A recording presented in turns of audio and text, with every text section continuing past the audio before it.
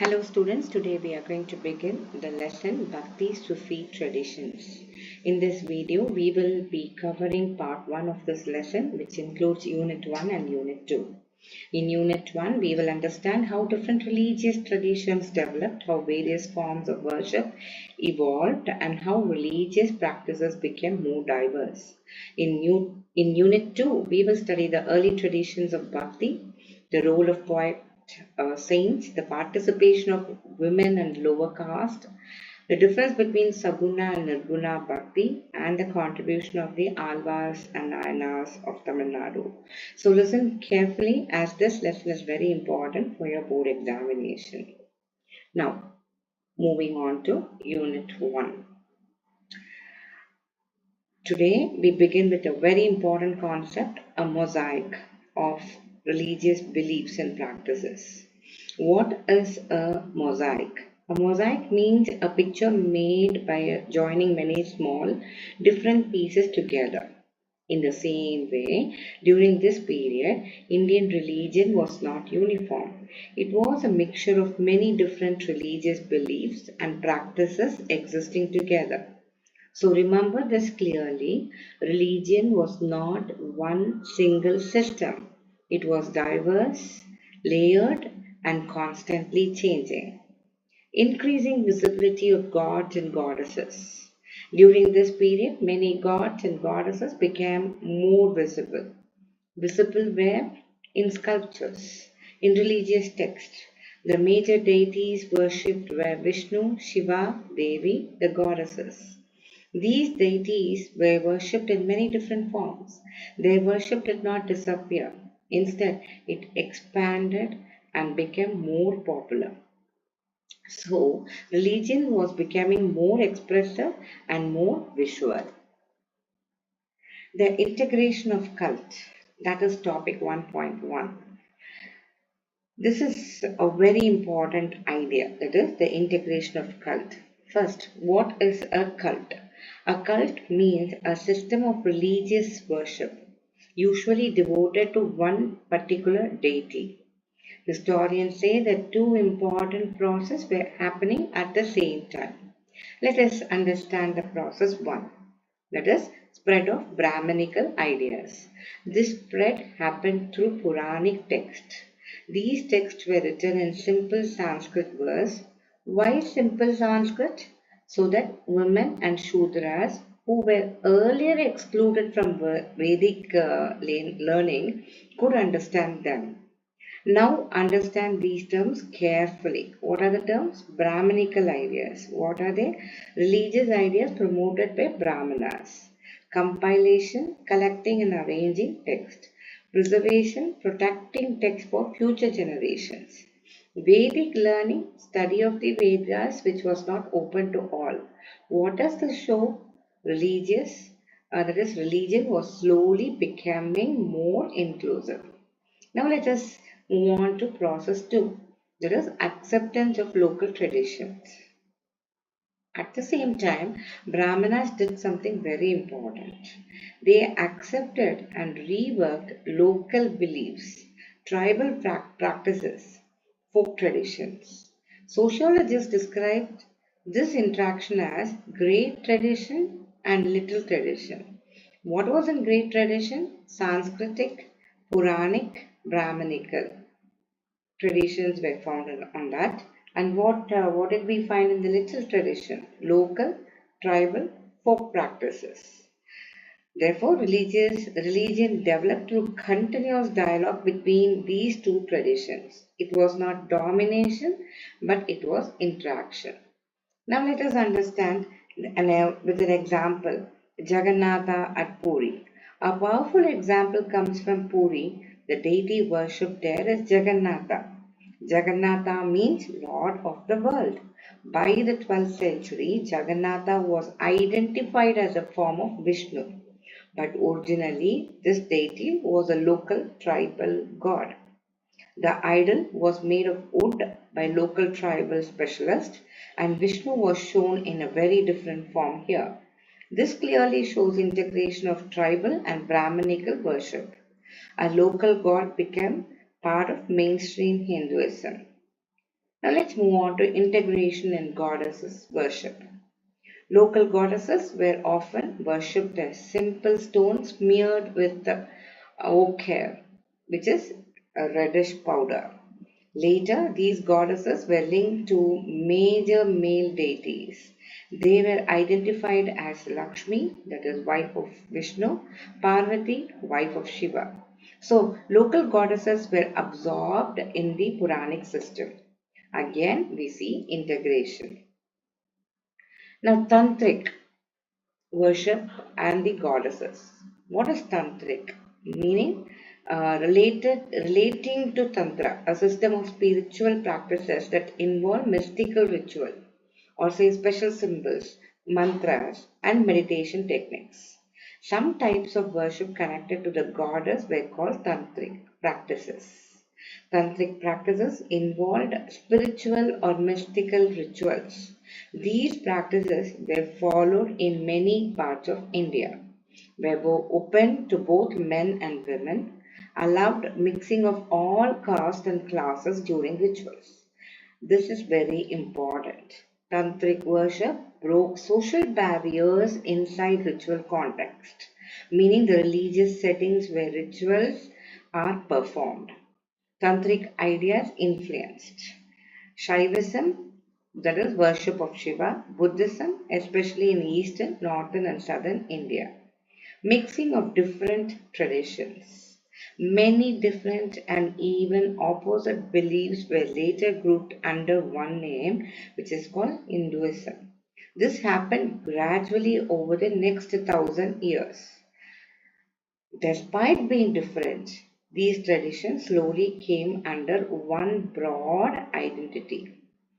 Differences between Vedic and Puranic traditions. The differences became clear when we compare Vedic and Puranic traditions. In the Vedic tradition, gods like Agni, Indra, and Soma were worshipped. Later, these became marginal figures, meaning less important. They were rarely shown in text or sculptures. Now let's move on to Puranic tradition.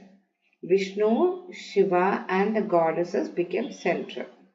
These deities were mentioned in Vedic mantras but only briefly. Their Puranic stories were more detailed and different. Despite differences, the Veda continued to be respected as the main religious authority. Now, conflict among different groups. Sometimes conflicts arose. Followers of the Vedas condemned practices that were outside strict ritual rules. They disapproved of contact with the divine that was not through precisely chanted mantras. Tantric followers often ignored the authority of the Vedas. Devotees of Vishnu and Shiva each believed their god was supreme. This created rivalry. There were also tensions between Hindu traditions and Buddhism, Jainism. Religion was not always peaceful, it had internal debate and competition. Bhakti. Bhakti means devotional love and worship of a god. It had existed for nearly 1,000 years before this period. Bhakti was expressed in many ways, like, say, daily worship in temple, deep emotional devotions, aesthetic adoration, that is joyful and intense love, trance-like state, meaning deep spiritual experience, singing and chanting devotional songs.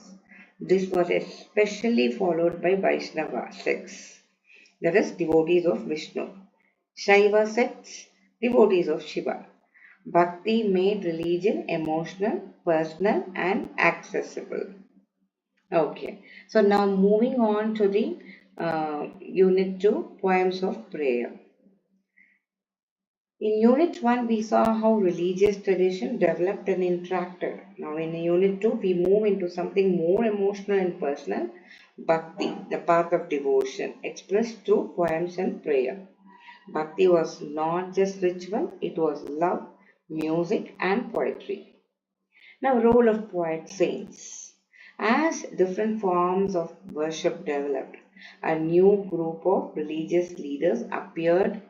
They were called as poet saints. These saints did not just perform rituals, they sang, composed hymns, and expressed deep devotion to their chosen god. Group of devotees, that is, people deeply dedicated to a god, gathered around them. These poet saints became spiritual leaders. Their words were simple, emotional, and powerful, which attracted common people. Religion now became something you could feel, not just perform. Now let's see participation of women and lower caste. In many Bhakti traditions, Brahmanas were still important as intermediaries, meaning people who act as a link between God and worshippers. But here comes a big change.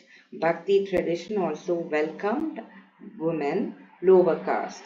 In strict orthodox Brahmanical tradition, these groups were often excluded from moksha.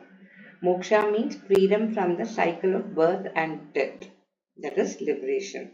But bhakti accommodated them, meaning it gave them space. It acknowledged them. That means it accepted and recognized them. So bhakti made religion more open and socially inclusive. Diversity in Bhakti. Bhakti traditions were full of diversity, meaning variety. People worshipped in many different ways. Some sang, some meditated, some visited temples, some worshipped without idols. There was no single uniform method. Now let us understand there were two types of bhakti. One is Saguna, another one is Nirguna. Now let us understand what is this Saguna Bhakti. Saguna means with qualities or with form. Here God is worshipped in human-like form, also called as anthropomorphic form. So for examples, it is Shiva, Vishnu and his avatars, meaning divine incarnations, Devi, the goddesses. In Saguna Bhakti, God has name, form, qualities, stories. Devotees imagine and worship God like a loving parent, child, or friend. Now, Nirguna Bhakti, that comes the next one. Nirguna means without form or without qualities. Here, God is formless, abstract, meaning not physical, beyond shape and image. No idol or picture is required. God is seen as pure spiritual energy. So remember Saguna with form, Nirguna without form. Both are bhakti but expressed differently. The next comes is the um, Alvar and the Nayanas of Tamil Nadu, that is the topic 2.1. Now we move on to the earliest Bhakti movements in South India. These movements began around the 6th century CE. Two important groups emerged in Tamil Nadu. One were Alvars. They were the devotees of Vishnu. The word Alvar means one who is immersed in devotion. They were completely absorbed in love for Vishnu. And what is Nayanas? They were the devotees of Shiva. The word Nayana means leader or devotee. Both groups traveled widely and spread bhakti through songs. Now, singing devotion in Tamil. These saints did something revolutionary. They composed and sang hymns, meaning religious songs in the Tamil language. Not Sanskrit, not elite language, but local language. This made, devotion accessible or to ordinary people. Their songs were full of emotion, surrender, and personal love for God. Now, sacred places and temples. As they traveled, they identified certain places as sacred abodes, meaning holy names of their god. Later, large temples were built in those places. These became important pilgrimage centers. Devotees traveled long distance to visit them. Bhakti slowly shaped temple culture. Now, temple worship of poet saints. Something very interesting happened. The hymns of these saints became part of temple rituals. Even more surprising, people began to worship the image of these poet saints in temples just like they worship their deities. This shows how respected and influential these saints became. Now, so in Unit 2, we understand that Bhakti was not just prayer, it was poetry, music, equality, and emotional devotions. It opened the doors of religion to women, lower caste, and common people. And through the Alvas and Nayanas, devotion became a powerful social and cultural movement. Student, the board-based question from Unit 1 and Unit 2 are given here. So please revise this video carefully, understand the concepts clearly, and practice writing the answers properly. In the next video, we will continue with Unit 3 and Unit 4. Thank you.